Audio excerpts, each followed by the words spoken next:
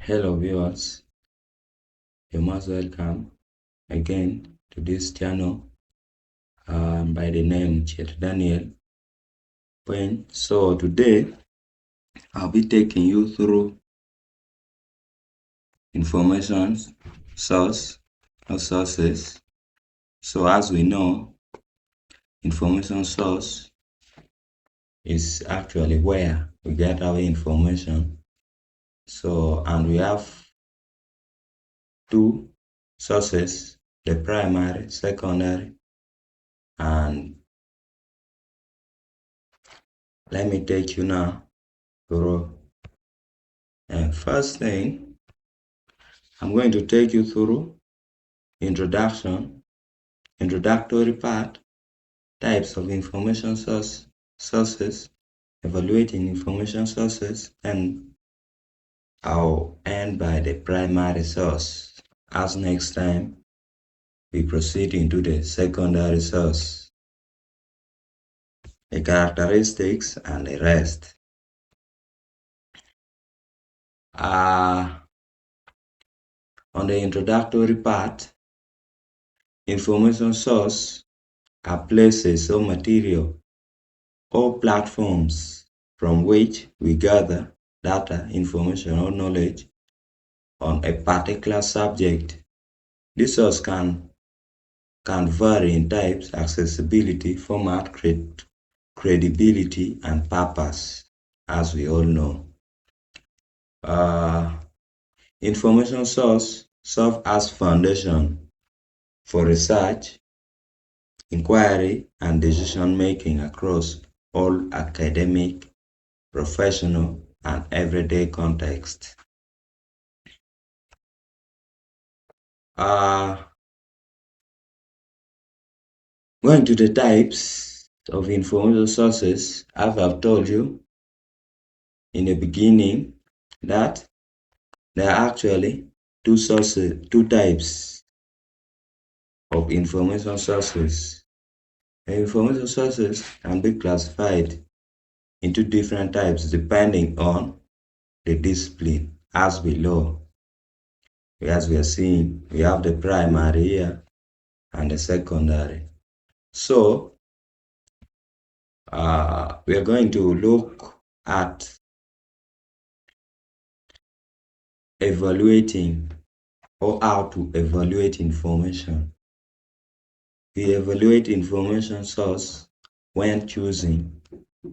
Actually, when choosing the information sources, it's important to access it. You cannot go and choose the source that cannot even be accessed by any other person than your side. So the second one, credibility. Is the author qualified? That should be the question in your mind. Is the author qualified? Is this information accurate and backed up by evidence? So as you see, relevancy. Does the information meet your needs and answer the question? Because some information may be even irrelevant, that cannot even meet or that cannot even qualify for what you have searched for. So we have timeliness.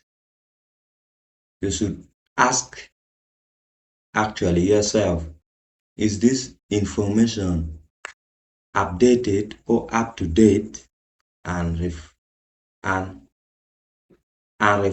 reflective to the current knowledge? Does it make sense? Yeah, that's the question you have to ask. The biasness also. Is the information source biased or not?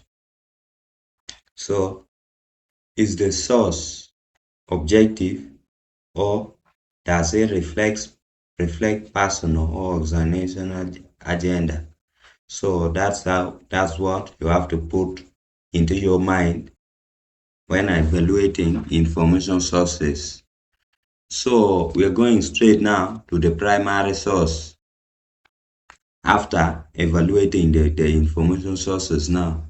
The primary source, this is the original first-hand account or direct evidence of an event, idea, or discovery. This is the first-hand information. So it has been interpreted by others and stand as unmetered piece of information. This information can be maybe like, for example, like a speech from someone. When you're listening to a speech from someone, not recorded even, you're just seeing the person face to face. That is the primary information now. So the characteristics, they are the original raw fact. Actually, raw fact. They are not being edited and unmediated evidence and time related. For example of the primary source, we can have documents like birth certificate, legal records, letters, interviews, diaries, creative work, novel, painting, and music.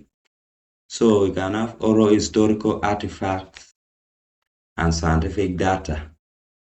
So the primary sources are usually produced at the same time as event. So as event, this one you can see, like for instance of music, a person can be singing while others are recording. That is the primary information.